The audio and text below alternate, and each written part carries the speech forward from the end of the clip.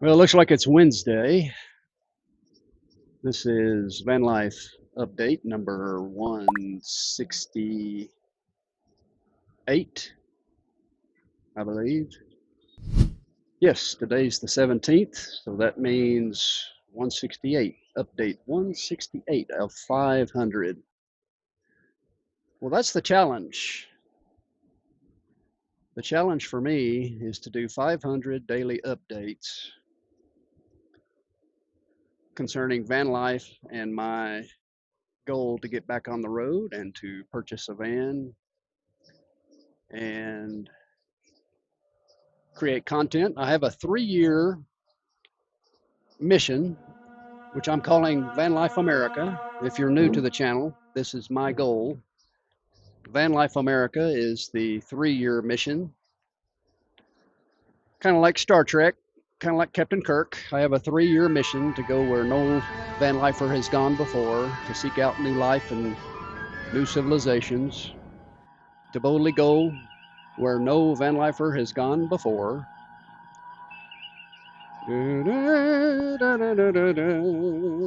Okay, enough of that. But anyway, that's the challenge. And I want you to stick with me. I want you to follow me each day. And number one, see if I actually meet that challenge. Can I actually go 500 days straight with daily content, with some sort of a daily update? And what I'm finding difficult about the whole idea, of course, is finding something to talk about. But there's always something to talk about because you live a life over a 24-hour period. There's things that happen in your life that go on. And so it's really not that difficult when you think about it in those terms. Over the last 24 hours, you think about, okay, what could I talk about? What could I bring to the viewer, to those who are watching me? What kind of value, what kind of content, what kind of tips or lessons or part of my life can I share with you that would be of any value? And that's where the catcher is. I can sit here and talk all day about what's happened to me over the last 24 hours and what I've done, but is it really of any value? Certainly not very entertaining. In fact, it's probably kind of boring because of my routine. I don't do a lot of things other than sit at the computer and edit videos all day. So there's that. And one thing I've noticed about when I videotape out here on this patio is to avoid having a pole. See that pole right there? Having that stick down the middle of my head. As a photographer, as a person trained as a photographer and as a filmmaker, they always tell you to not have something poking out of your head. So it's difficult. If I go here, I've got the brick column sticking out of my head. If I go there, I'm sort of in the middle. Now I don't have anything stuck out of my head, but I don't have anything to prop my camera on. There we go. How about that? Now this is not bad. I'm tilting a little. How's that? Now see, I don't have anything poking out of my head. This is video 101 for those of you who are YouTubers and those of you who like to shoot video. You always want to look at your background, and you don't want something sticking out of your head, poking you, something that's a distraction. Well, this is much better. As I was saying, the challenge is to do 500 daily updates and to find things to talk about that are of value to you. I mean, why do you want to watch? Why do you want to pay attention to anything that I have to say? Because I'm kind of stuck. I'm kind of in the situation where I am living on the road, but I'm unable to travel right now because of the repairs that are being done on my vehicle. And so it's throwing a wrench into my 500 daily updates. It's one thing if I was traveling to a different location every day, it would be more exciting, more things to show.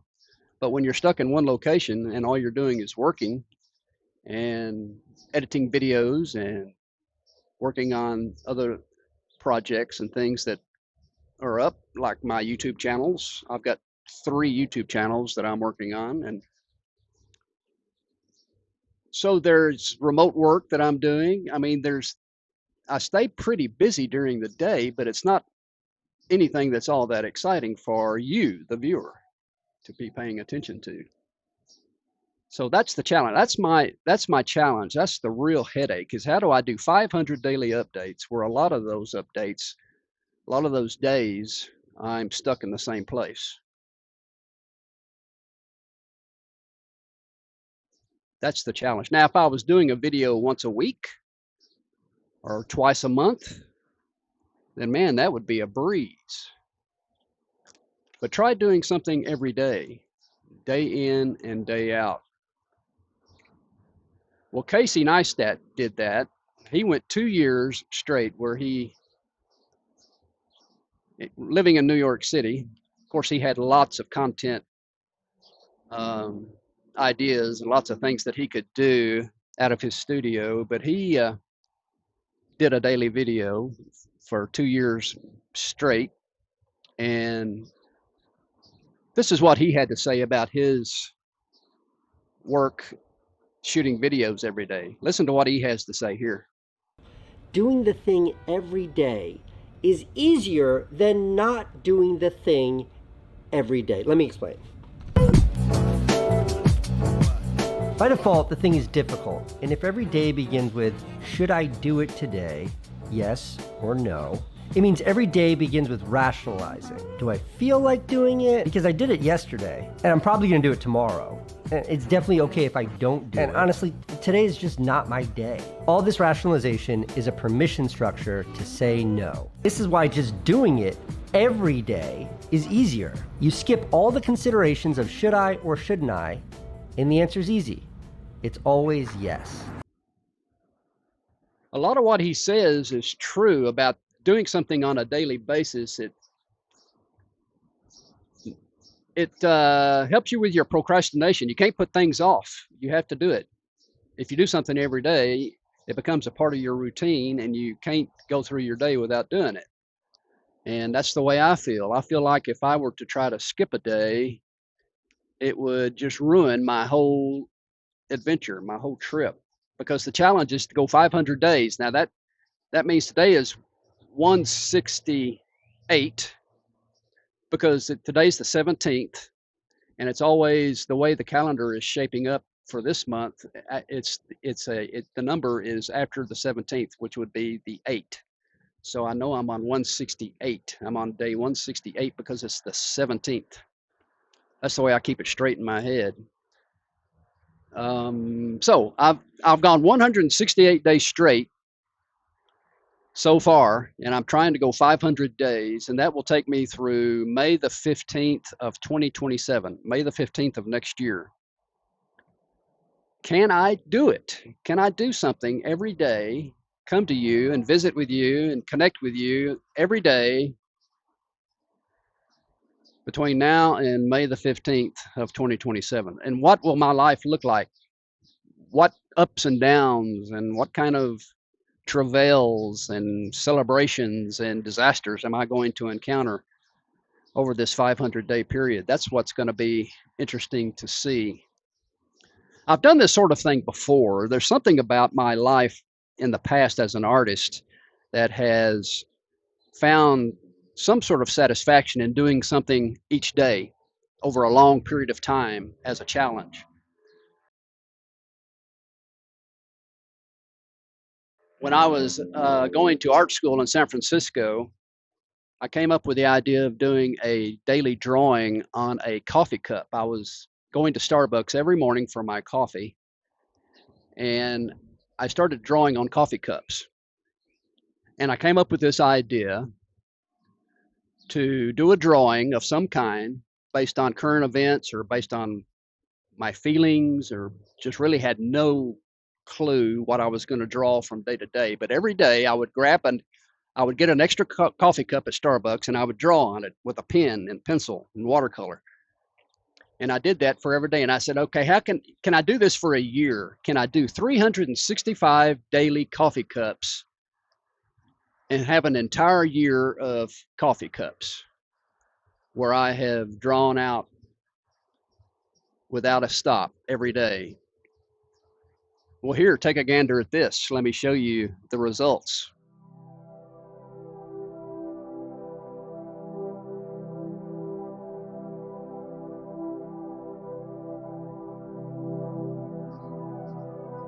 I created a Facebook page called Mitchell Lakin's Daily Coffee Cup Doodles, and you can find the link here, or maybe in the description. I'll put the link to my Facebook page showing my daily doodles. I called it Mitchell Lakin's Daily Doodles, Daily Coffee Cup Doodles, something like that. But I went 365 days and drew on a coffee cup every day for a year. Storing them was a problem. I was living in a studio in Novato, the other side of the Golden Gate Bridge. I was living in a studio at the Novato Museum of Art, and space was tight. And you think about storing 365 coffee cups, doesn't sound like that would be that big of a deal. You could stack them or whatever. But I wanted the lids as well, because the lids I incorporated into the design of the cup for the day. Sometimes I would write stuff on the lid, or I would glue something on the lid. So the lids were a part of the whole art project. So I had to store them as empty coffee cups with the lid attached. And the only way I found to do that safely was to buy these big plastic bins that you can buy like at Target. And I was able to store the cups in these big plastic containers.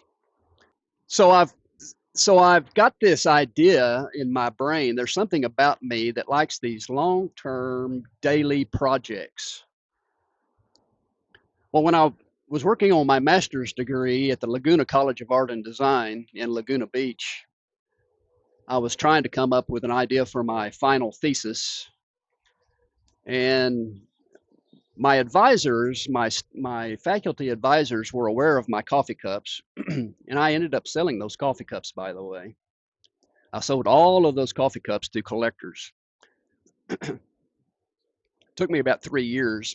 I had one person buy the ones that were left. I had sold off piecemeal many of them, and then I had about 250 or so left, and had someone purchase all 250 of them to display in an office behind sort of a glass display. Anyway, my faculty advisors at Laguna Beach looked at that coffee cup, and they really liked that idea. And so they convinced me to do another similar project, was to repurpose 100 vinyl album covers. And at first I thought it didn't sound like it would be that hard, but then I started thinking about it, and I thought, I've got 6 months, roughly 6 months, to churn out 100 painted, redesigned, repurposed vinyl album covers. It's where I would take an old vintage album cover and repurpose it, paint it, add some things to it, take some things off, and I would take the original album cover and turn it into another distinct, unique piece of art. And I would do 100 of those. And I thought, okay, I've got roughly 6 months. That's 180 days. And I thought, 180 days to turn out 100 albums? Holy cow, that's almost an album cover every other day, right? If I did one album cover a day, that's 100 days. If I have another 80 days, that means I could skip a day. So I started looking at that, and I thought, I have got to produce 100 album covers in 180 days. That's one practically every other day. So as it turned out, it was a lot of work. And I remember sitting in my apartment in Seal Beach, sitting at the kitchen counter, churning out these albums. There was a vintage vinyl record shop in Huntington Beach, California, that I used as my source. And he had stacks and stacks and stacks of vintage album covers for $1, $2. And I would go through that stack and pull out 10 or 15 interesting looking album covers within my mind, thinking, okay, this would make a great new design. And so here, if you want to see some of those album covers, here are some of those. I'll show you.